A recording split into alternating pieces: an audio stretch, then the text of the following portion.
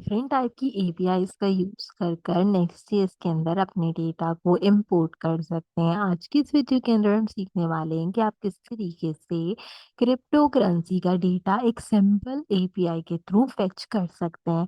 ये काफ़ी basic project है उन लोगों के लिए जो कि एपीआई के थ्रू नेक्स्ट.जेएस को सीखना चाहते हैं।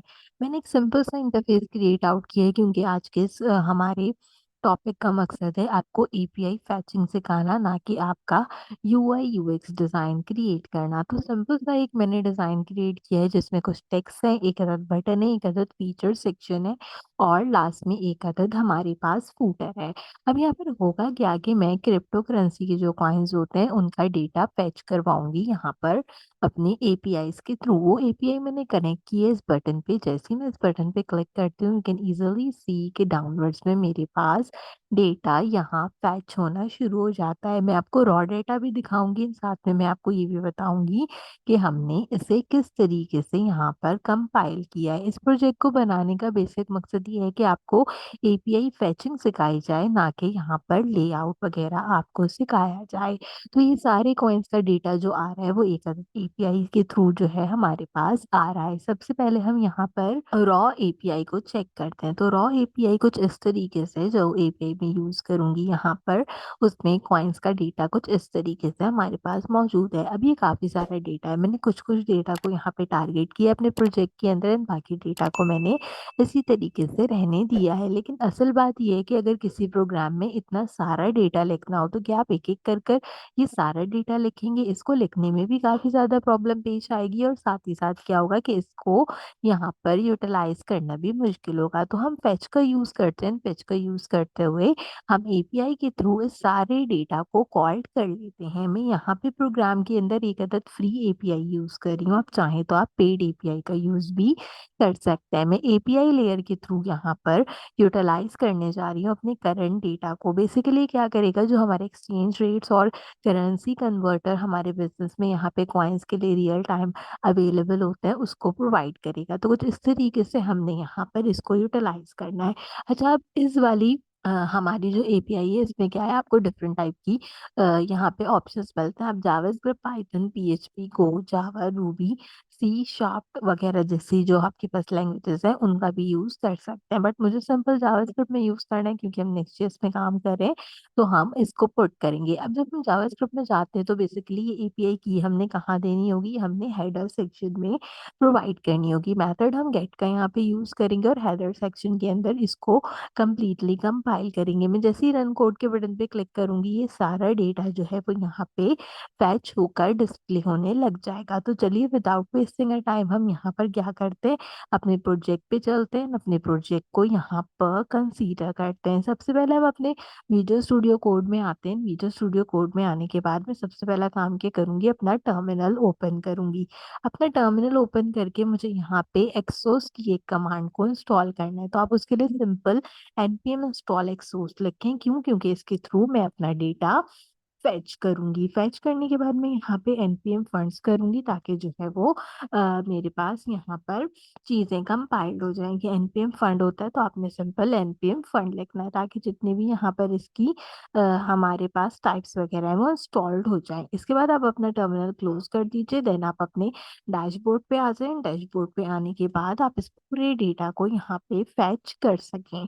तो विदाउट वेस्टिंग अ टाइम हम सबसे पहले यहाँ डैशबोर्ड को यूटिलाइज़ करेंगे। अच्छा, क्रिप्टो डैशबोर्ड के लिए क्या है कि मैंने ऐप के फ़ोल्डर के अंदर एक कंपोनेंट का फ़ोल्डर बनाया है और उसके अंदर क्रिप्टो डैशबोर्ड की एक फ़ाइल बनाई है जो कि .tsx के थ्रू है। मेरा पेज लेआउट सिंपल उसी तरीके से जैसे दिखता है, तो इसमें यहाँ पे भी फ़िलहाल के लिए नेक्स्ट.जेएस का लुक मेरे पास कंसीडर हो रहा है। इस पे हम बाद में आएँगे, पहले हम सिंपल यहाँ पर बात करते हैं अपने क्रिप्टो डैशबोर्ड से रिलेटेड। तो सबसे पहले एपीआई फेच करना हमारा यहाँ पे मेथड है। तो जब भी कोई एपीआई फेच की जाती है वो आपके पास स्टेट्स या फिर इफेक्ट के हुक्स के थ्रू यूटिलाइज की जाती है। दोनों हुक्स मैंने आपको पढ़ाया, अगर आपने अब तक मेरे चैनल से चेक नहीं किए तो दोनों को लाजमी चेकआउट कर लीजिएगा ताकि आप आसानी से इसे कंसीडर कर लें। सबसे पहले आप जब भी कोई नेक्स्ट.जेएस का प्रोग्राम शुरू करते हैं उसको हमेशा यूज क्लाइंट से शुरू करें ताकि कभी भी आप जो है वो कोई भी इफ़ेक्ट वगैरह या हुक्स वगैरह यूज़ करें तो आपके पास एरर नहीं आए, अक्सर और बेशतर एरर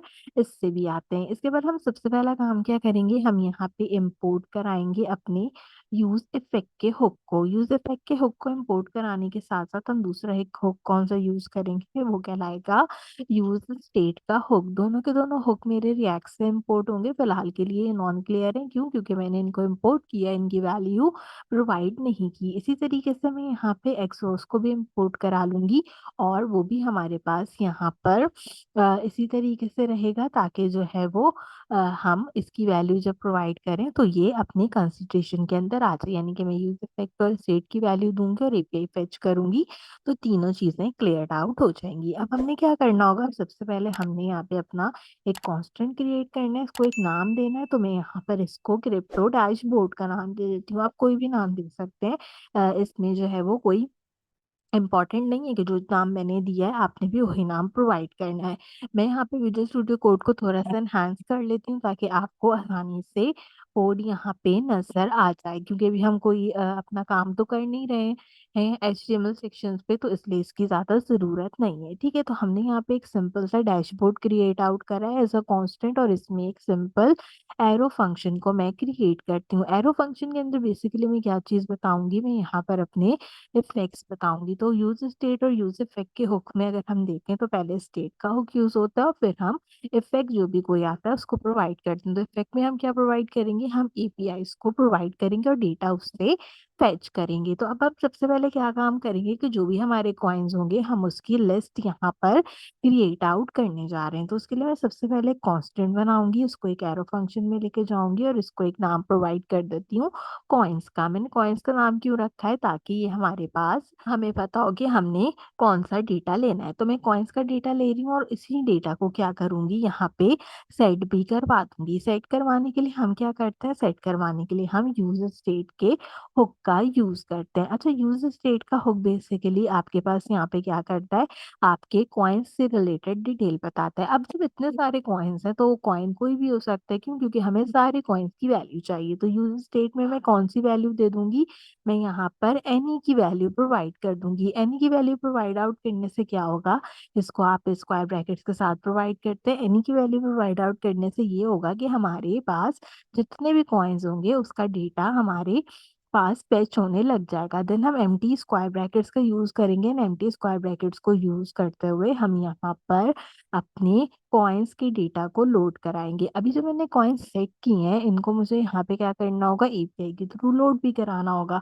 तो मैं एक और कांस्टेंट क्रिएट करूँगी, इसी तरीके से एक एरो फंक्शन क्रिएट करूँगी और इसको स्क्वायर ब्रैकेट्स क्रिएट करूँगी। इसको क्या नाम प्रोवाइड आउट कर दूँगी, लोडिंग इसका नाम प्रोवाइड कर दूँगी। फिर मैं क्या करूँगी कि मैं इस लोडिंग को भी सेट कर लूँगी। इस लोडिंग को सेट किस चीज़ के थ्रू करना होगा, यूज़र स्टेट के हुक के थ्रू लोड करना होगा यहाँ पर। अब प्रॉब्लम क्या आती है कि जब कॉइन लोड होगा तो कॉइन की जो वैल्यूज़ होती हैं वो क्या होती हैं, वो बेसिकली बूलियन होती हैं। आपने हमेशा देखा होगा कि वो या तो 0 में प्रोवाइड होती हैं या तो 1 में प्रोवाइड होती हैं।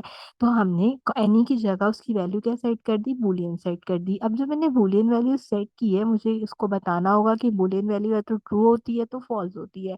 हमें डेटा चाहिए तो इसके लिए क्या करूँगी, बूलियन वैल्यूज़ को यहाँ से ट्रू कंसीडर कर दूँगी। तो यहाँ तक बेसिकली मेरा जो स्टेट का फंक्शन होगा वो यूटिलाइज़ हो जाएगा। स्टेट के फंक्शन को यूटिलाइज़ करने के लिए हमने साथ में इफेक्ट का फंक्शन यूज़ करना होता है, तो अब हम यूज़ इफेक्ट का फंक्शन यूज़ करेंगे। दोनों चीज़ों की वैल्यूज़ प्रोवाइड करके लाइन नंबर 2 में मेरा इम्पोर्ट क्लियर्ड आउट हो गया है। अब हमने क्या करना होगा, अब हमने यहाँ पे इफेक्ट के थ्रू डेटा को फेच करवाना है। इफेक्ट के थ्रू डेटा को फेच कराने के लिए हम सिंपल यहाँ पर एरो फंक्शन का यूज़ करेंगे।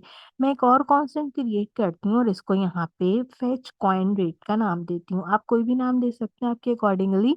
मैं क्योंकि कॉइन्स पे काम कर रही हूँ तो हम कॉइन्स को यहाँ पर यूटिलाइज़ करें। आपको पता है कि जब कोई डेटा आता है कहीं से भी लोड हो रहा होगा तो उसमें थोड़ा-सा डिले आता है। तो उसके लिए हम क्या करते हैं, उसके लिए हम एसिंक का फंक्शन यहाँ पे यूज़ करते हैं। आप अवेट का फंक्शन भी यूज़ कर सकते हैं और एसिंक अवेट का फंक्शन मिला के भी यूज़ कर सकते हैं। तो हम एसिंक का फंक्शन यहाँ पे यूटिलाइज़ करते हैं और एसिंक के फंक्शन को किसमें रखेंगे, इसको भी हम एरो फंक्शन में डिफाइन करेंगे। इस एरो फंक्शन के अंदर हमने क्या करना होगा कि अपनी एपीआई को फेच कराना होगा। तो मैं ट्राई करके एपीआई को फेच कराऊंगी और मार्केट डेटा जो है वो यहाँ पर लेकर आऊंगी। अब मैं एक कांस्टेंट बनाती हूँ, उसको मैं कहती हूँ कि कांस्टेंट क्या होगा, ये होगा मेरा कांस्टेंट रिस्पॉन्स। ठीक है, इस कांस्टेंट रिस्पॉन्स में बेसिकली मेरे पास अवेट का फंक्शन यूज होगा और अवेट में मैं क्या यूज करूंगी, यहाँ पे हमारा एक्सोस का जो इम्पोर्ट है उसको यूज करूंगी और उसके थ्रू अपनी एपीआई से जो मेरा डेटा होगा उसको यूटिलाइज कर लूंगी। और मेथड कौन सा यूज कर रहे थे हम, जो हमने जावास्क्रिप्ट में देखा था वो था गेट से रिलेटेड। तो इस तरीके से क्या होगा कि यहाँ पर मेरे पास पूरा डेटा आ जाएगा। अब मुझे बेसिकली क्या करना है, मुझे यहाँ पे अपनी एपीआई का लिंक देना है। तो एपीआई का लिंक हम जो है वो हमेशा टेम्पलेट लिटरल्स में देते हैं। एपीआई कहाँ से आएगी मेरे पास, एपीआई मेरे पास यहाँ पर ऑलरेडी अवेलेबल है। मैं आपके लिए डिस्क्रिप्शन बॉक्स में इस एपीआई का लिंक को प्रोवाइड कर दूंगी ताकि आप भी सेम एपीआई को यूज कर सकें। इसको हमने सिंपल यहाँ पे क्या करना होगा, पेस्ट करना होगा। पेस्ट करने के बाद आखिर में कॉमा लगाना मत भूलें ताकि आपके पास ये आपकी जो एपीआई है वो गेट हो जाए और गेट होने के साथ कॉन्फ़िग भी ये यहाँ पे क्रिएट हो जाए। जब हम यहाँ पे अपना एपीआई लेयर चेक कर रहे थे तो एपीआई लेयर में जब मैं लाइव यहाँ पे इसको चेकआउट करने जा रही थी तो आपने देखा था कि ये क्या था, लाइव डेमो में ये मेरे पास बेसिकली हेडर सेक्शन के अंदर था। तो अब हेडर सेक्शन के अंदर इस वैल्यू को रखना होगा और इस एपीआई की को भी हेडर सेक्शन में मुझे सेट करना होगा। तो हम back to the Visual Studio Code चलते हैं, इस पूरे प्रोसेस को यहाँ पे कंपाइल करते हैं। अब हम क्या करेंगे, अब हम एक सिंपल सा काम करेंगे, हम अपने ब्रैकेट्स का यूज करेंगे एंड ब्रैकेट्स को यूज करते हुए मुझे यहाँ पे सबसे पहले हेडर्स क्रिएट करने हैं। क्यों, क्योंकि वो इसकी रिक्वायरमेंट है। हेडर्स को क्रिएट करते हुए मैं हेडर्स के अंदर एपीआई की रखूंगी। तो एपीआई की को सबसे पहले हम जो है वो ऑथराइज कराएंगे और ऑथराइज कराते हुए मुझे क्या करना होगा, मुझे इसको एपीआई की प्रोवाइड करनी है। अच्छा, ये क्योंकि मैं पब्लिक एपीआई की यूज कर रही हूँ तो ये बैरर नाम की हमारे पास अवेलेबल है, तो इसलिए हमने बैरर यहाँ पे टाइप आउट किया है, आपने भी करना होगा। एंड देन एपीआई की जो हमारी अवेलेबल है कुछ इस तरीके से यहाँ से हम इसको कॉपी करेंगे एंड अपने पास पेस्ट कर देंगे। सिंपल एपीआई की है, मैं आपके लिए ये भी प्रोवाइड आउट कर दूंगी डिस्क्रिप्शन बॉक्स में। दोनों चीज़ों को प्रोवाइड करने के बाद आप आखिर में कॉमा का यूज़ करें। कॉमा का यूज़ करने के बाद अप्रोक्सीमेटली आपका ये वाला सेक्शन यहाँ ब्रैकेट्स तक कम। अब हमने क्या करना होगा कि एपीआई से मिलने वाला जो डेटा होगा उसको हमने कॉइन स्टेट के अंदर स्टोर कराना होगा। अभी जो हमने सेट कॉइन्स यूज किए हैं, सेट लोडिंग यूज किए हैं, हमने उसका डेटा भी यहाँ पर यूटिलाइज करना है। तो उसके लिए हम क्या करेंगे, उसके लिए हम सिंपल सेट कॉइन्स को यहाँ पे कॉल्ड आउट करेंगे। सेट कॉइन्स को कॉल्ड आउट करते हुए हम अपने रिस्पॉन्स डॉट डेटा का यूज करेंगे। रिस्पॉन्स डॉट डेटा कहाँ से आ रहा है, वो एपीआई से मेरे पास फेच हो रहा है। जब मैं एपीआई से डेटा को फेच करने के लिए जाऊंगी तो यहाँ पे क्या होगा, मुझे एरर देना होगा। ये वाला जो आपका ब्रैकेट है ये अब आपने यहाँ पे रख, डॉक्यूमेंट को जो है वो हम फॉर्मेट करा लेते हैं फिल्टर के ये ठीक लगे और आपको पता चल जाए कि आपने कहाँ पे ले जाकर अपना डेटा रखना है। तो यहाँ पर मुझे अपना इस डेटा को यूटिलाइज करना है। जब ये यहाँ पे कॉल्ड होगा तो मैं यहाँ पे कैच की कमांड का यूज करूंगी और कैच आपके पास एरर के लिए हमेशा यूटिलाइज किया जाता है। तो आपने यहाँ पे सिंपल एक अदद एरर इसके थ्रू प्रोवाइड करना होगा। जब मैं इसके थ्रू एरर को प्रोवाइड आउट करूंगी तो प्रोवाइड करने में क्या होगा कि अगर कोई एरर होगा तो कंसोल में एरर शो होगा और वरना जो है अगर हमारा सेट लोडिंग फॉल्स होगा तो क्या होगा, स्टेट शो हो जाएगी। तो अब हम यहाँ पे सिंपल कंसोल डॉट लॉग करेंगे और कंसोल डॉट बल्कि कंसोल डॉट एरर करेंगे क्योंकि हमने एरर को कॉल किया और यहाँ पर एक मैसेज जो है वो हम लिख देते हैं। मैं यहाँ पे लिख देती हूँ simple error fetching coin data. ठीक है, आप कुछ भी लिख सकते हैं अपने अकॉर्डिंगली। तो मैंने सिंपल जो है वो इस तरीके से यहाँ पर इसको लिखा है और आखिर में हमने क्या करना होगा, हमने एरर को कॉल कर लेना होगा। आखिर में सेमीकोलन जरूर लगाइएगा ताकि किसी किस्म की प्रॉब्लम पेश नहीं आए। अब हमने यहाँ पर इसको जो है वो फाइनली कर कर अपने जो लोड वाला डेटा है जो हमने प्रोवाइड किया है उसको हमने ट्रू करना होगा। तो हम फाइनली करेंगे एंड फाइनली करने के बाद हमने यहाँ पे सेट लोड डेटा को क्या करना होगा, उसकी कंडीशन को हमने फॉल्स करना होगा। तो मैं यहाँ पे जब एरर होगा तो सेट लोडिंग की जो हमारी कमांड होगी वो बेसिकली क्या होगी, फॉल्स होगी। अदरवाइज जो है ये ट्रू होकर हमारे पास चलती रहेगी। तो इस तरीके ये जो डेटा होगा ये पूरा कंप्लीट हो जाएगा। एक लास्ट बार अपने डॉक्यूमेंट को फॉर्मेट कर लेते हैं ताकि हमारे पास अच्छे से लुक आ जाए। अब यहाँ तक हमने क्या किया, अगर हम देखें तो हमने अपना जो हमारा यूज इफेक्ट और जो हमारे यूज स्टेट था उसको यूज कर लिया, अपनी एपीआईज को यूज कर लिया, अपने कॉइन्स को सेट आउट कर लिया और उसकी वैल्यूज भी प्रोवाइड कर दी। अब क्या होगा कि अब जो मेरे कॉइन्स यहाँ पर आ रहे हैं उसका एरर तो हमने बता दिया, लेकिन अगर उसको ट्रिगर करना होगा तो हम ट्रिगर किस तरीके से करेंगे। तो उसके लिए मैं सिंपल यहाँ पे फेच कॉइन रेट्स वाली कमांड का यूज करूंगी और इसको डेटा प्रोवाइड करूंगी। इसको डेटा प्रोवाइड करने के लिए मुझे क्या करना होगा, इसको डेटा प्रोवाइड करने के लिए मुझे यहाँ पे कंडीशन लगानी होगी, लेकिन उससे पहले मुझे यहाँ पर एक अदद कॉमा लगाना है और उसके बीच में एक अदद हमने स्क्वायर ब्रैकेट लाजमी लगाना है। ये सारी चीजें लगाना जरूरी है, अदरवाइज आपके पास